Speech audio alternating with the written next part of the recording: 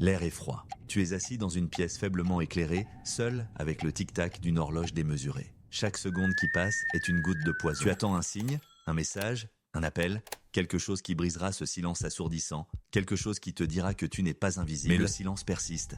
Et avec lui, une question terrible, une question qui ronge. Et si je n'étais qu'un plan B? Ce n'est pas une simple angoisse. C'est une intuition, une écharpe de glace plantée dans ton cœur. Tu la sens, n'est-ce pas? L'idée d'être une option, une roue de secours, est l'une des expériences les plus dévastatrices pour l'estime de soi. C'est une mort lente par l'indifférence. Ce n'est pas un hasard, ce n'est pas de la malchance. C'est un schéma psychologique, une manipulation, consciente ou non, qui se nourrit de ton espoir. Aujourd'hui, nous allons allumer une lumière dans cette obscurité. Nous allons exposer les mécanismes.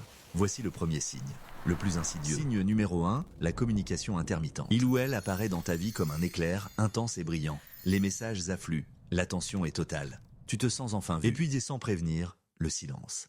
Le désert, la lumière s'éteint, te laissant dans un noir plus profond qu'avant. Tu passes des jours à relire les derniers messages, à chercher un indice, une erreur que tu aurais commise. La culpabilité s'installe. Ce n'est pas toi, c'est une technique. En psychologie, on appelle ça le renforcement intermittent. C'est le principe même des machines à sous. On ne te donne pas assez pour que tu sois satisfait, mais juste assez pour que tu continues d'espérer. Juste assez pour que tu restes accroché. Cette alternance de chaud et de froid crée une dépendance biochimique. Ton cerveau, en manque de dopamine, réclame sa dose. Il réclame la validation de l'autre. Si ta relation ressemble à des montagnes russes émotionnelles, avec des sommets euphoriques et des abîmes de silence, méfie-toi, tu n'es peut-être qu'un jeu. Signe numéro 2, les plans de dernière minute, de façon quasi systématique. Tu n'as jamais de vrai rendez-vous planifié à l'avance. Tout se décide sur un coup de tête. Le sien, bien sûr. Tu fais quoi ce soir, à 21h? Une envie de te voir, un mardi, à 23h. Ces invitations ressemblent à des solutions de rechange. Parce que c'est ce qu'elles sont. Le plan A a échoué. Ses amis n'étaient pas disponibles, la solitude est devenue trop pesante. Alors, on se souvient de toi. Tu deviens le pansement de sa solitude, le divertissement de son ennui. Un rôle confortable pour lui, mais dégradant pour toi. Une personne qui te respecte, respecte ton temps. Elle planifie, elle anticipe, elle a hâte de te voir et veut s'assurer que cela arrive. Le plan B n'a pas de place dans un agenda.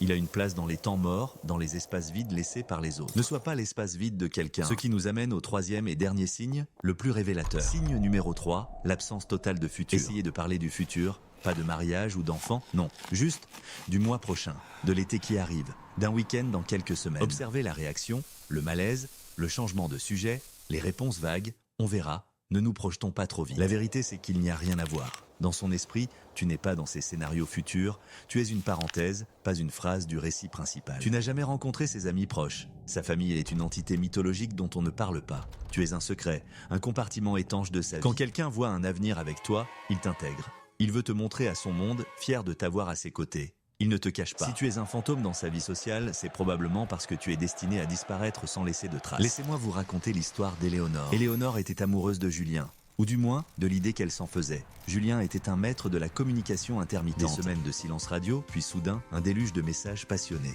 de promesses chuchotées à travers l'écran. Elle passait de l'enfer au paradis en quelques secondes. Ses samedis soirs étaient toujours en suspens. Elle refusait d'autres invitations, au cas où Julien appellerait, et parfois, il appelait, à 22h. Un jour, elle a osé. On pourrait peut-être visiter cette exposition le mois prochain. Julien a ri, un rire léger, mais qui sonnait comme du verre brisé. Le mois prochain? C'est une éternité. Vivons l'instant présent, a-t-il dit. L'instant présent était son territoire. Le futur était un pays. Ce soir-là, Éléonore a compris. Les 3 signes étaient là, alignés comme des étoiles noires dans son ciel. Elle n'était pas sa lune. Elle était un astéroïde lointain, qu'on n'observe que quand on s'ennuie. La douleur de la vérité est une brûlure, mais elle est préférable à la gangrène lente de l'incertitude. Alors, que faire? Comment sortir de ce rôle de plan B? Ce n'est pas facile, mais c'est nécessaire. Voici le chemin. Premièrement, la reconnaissance. Arrête de trouver des excuses. Il est occupé. Elle a peur de s'engager. Non, regarde les faits. Les 3 signes. Sois brutalement honnête avec toi-même. Deuxièmement, reprends le contrôle de ton temps. La prochaine fois que le message de 21h arrive, ne réponds pas ou réponds. Désolé, je suis occupé. Tu n'es pas obligé d'être disponible. Ta vie ne doit pas être une salle d'attente. Remplis ton temps avec ce qui te nourrit toi, pas ce qui le dépanne lui. Troisièmement, la confrontation silencieuse. C'est ce qu'on appelle la technique du miroir, cesse d'initier le contact, devient aussi indisponible et intermittent qu'il l'est. Ce n'est pas un jeu de manipulation, c'est un test de réalité. Si son intérêt était réel, ton absence créera un vide, et il agira pour le combler de manière concrète. S'il ne fait rien, ou s'il revient avec les mêmes miettes d'attention, tu as ta réponse définitive. Une réponse qui ne vient pas de ses mots, mais de ses actes. Et enfin, quatrièmement, la rupture. La plus difficile, la plus libératrice des étapes, Pars, pas avec colère, mais avec la certitude tranquille que tu mérites mieux. Bloque le numéro, supprime les conversations. Non par haine, mais pour protéger ta paix. Tu fermes une porte non pas pour punir l'autre, mais pour te permettre d'avancer. La vérité, c'est que tu n'es le plan B de personne. Tu es le plan A de ta propre vie.